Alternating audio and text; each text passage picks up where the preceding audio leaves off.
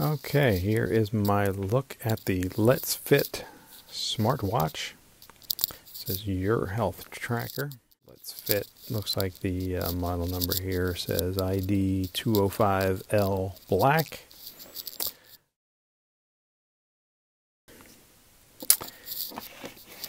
Inside, rather snugly attached to in here.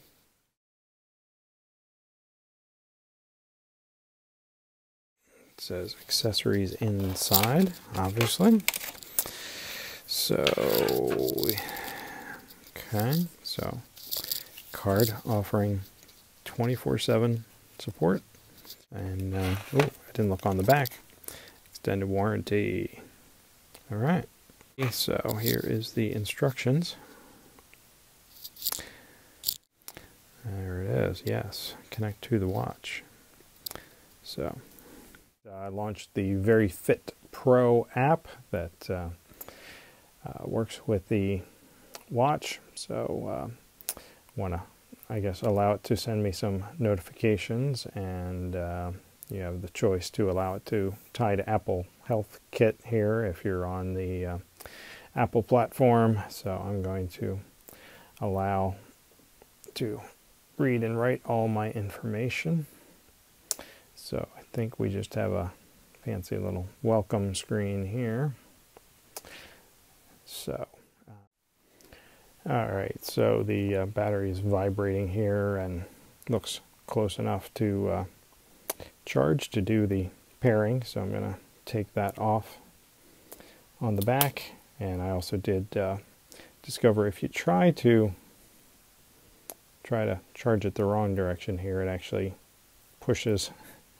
Well, I don't know if you can tell, but it's actually repelling, so the magnets only engage on one side. So maybe I'll get it. But I read the privacy. So okay, so we have to allow the app to use Bluetooth. So I have to go enable that on the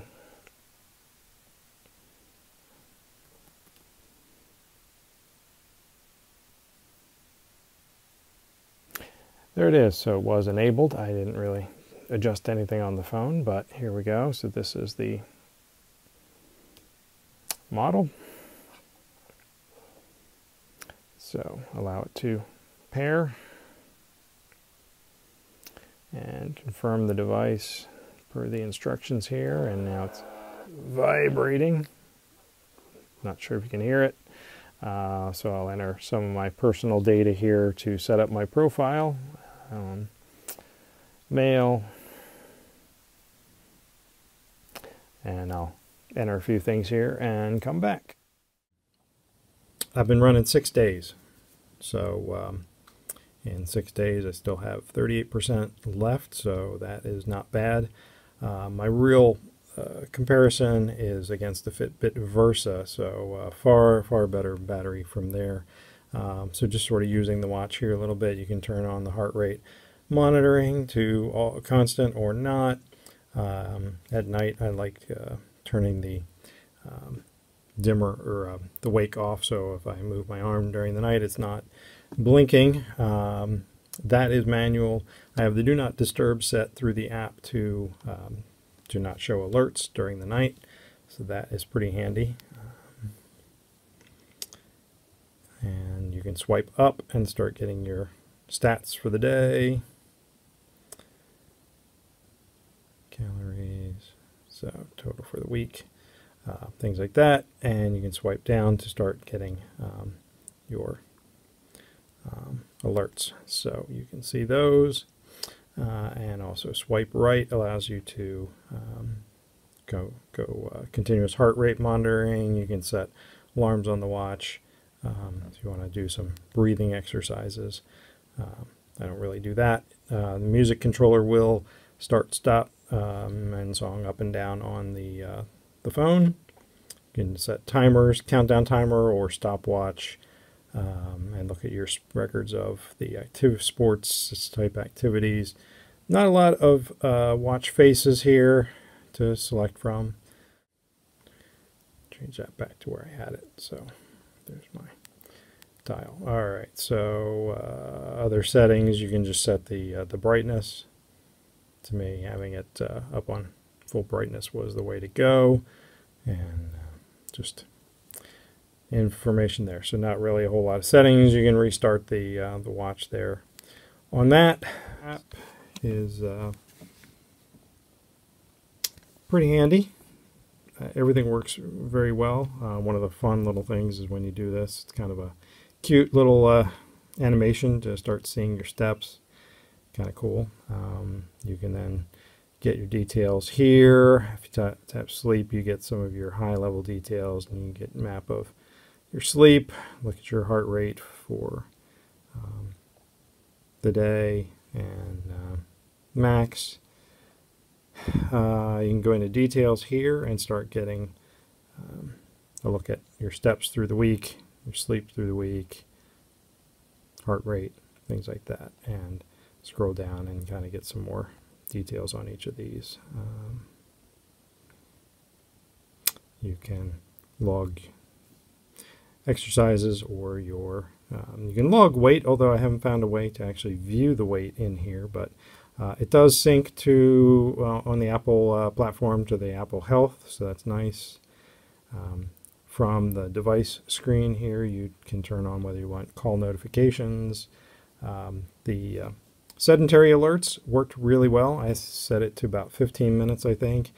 And sure enough, if I wasn't moving around, it would buzz. You can set the hours and days that you want those, so that's really nice. Set your alarms, so you can set what time you want to wake up, any other reminders during the day, what apps you want to give you alerts on your watch. And so this is the wrist sense. That's the turning on when you flip your wrist up, so you can either control it on the watch or here on the app. I have heart rate set to automatic, so still great battery life even though it was doing heart rate constantly. And a few more sort of settings. You can change the activities that you want to appear on the watch, the sports or activities that you use for tracking, so you can order those. Not a fully extensive list, but that's fine. You can turn on heart rate zones if you want, and then here's where I have my do not disturb mode. So between 9:30 p.m. and 7 a.m. I don't get any alerts on the watch, so that worked really, really well. And then on the user, you can set your target weight and step settings, things like that. And like I said, it ties into the Apple Health very well.